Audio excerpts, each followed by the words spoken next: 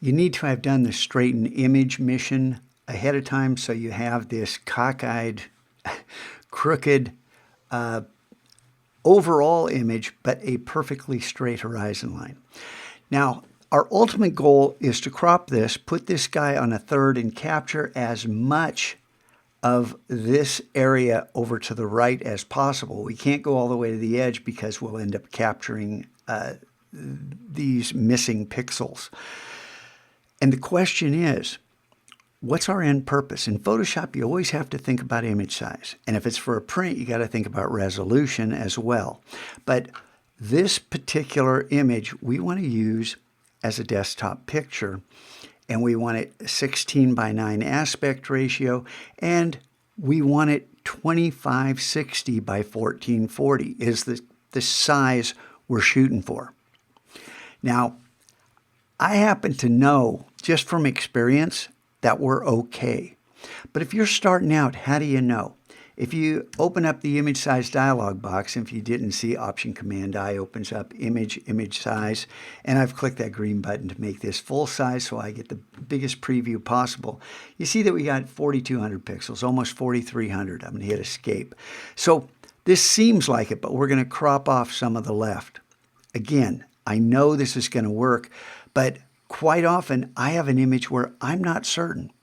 So I will use this trick just as a quick little shortcut. This takes 30 seconds to do.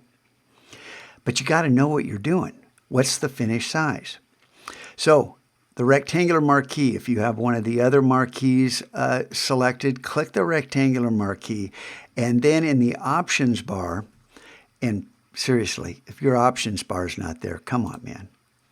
Right there. So in the options bar, notice that the style says normal. And if you played around with this, it might say fixed ratio or fixed size. Now, fixed ratio is always going to remember your last settings. And for me, it's 1:1. So I was working with a perfect square for the last time I used this tool. And at fixed ratio, I can drag out a square. And I can continually drag out a different size square, and no matter what I do, it stays a perfect square. Okay, so I'm going to hit Command D to deselect that. That's not what we want. We want 2560 by 1440. How big is that? What does it really look like? Go to Fixed Size, and again, this is going to remember the last thing you used, and for me it's 1920 by 1080, so I'm going to change this by double-clicking. 2560, hit tab, 1440, hit tab. And now there's no clicking and dragging. You just click. And it automatically, no matter where you click, it draws a perfect selection. That's exactly, if I click and hold, you can see that's showing me my X and Y.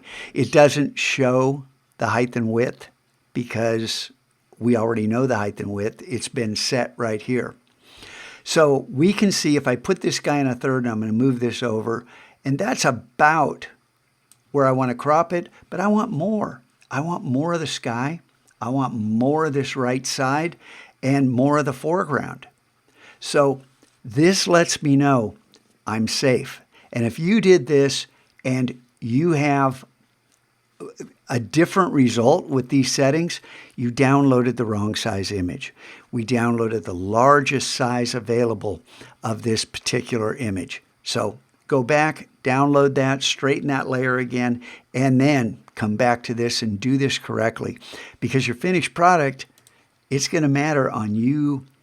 It's going to depend on you having enough pixels to retain the resolution to get the results that we want to get.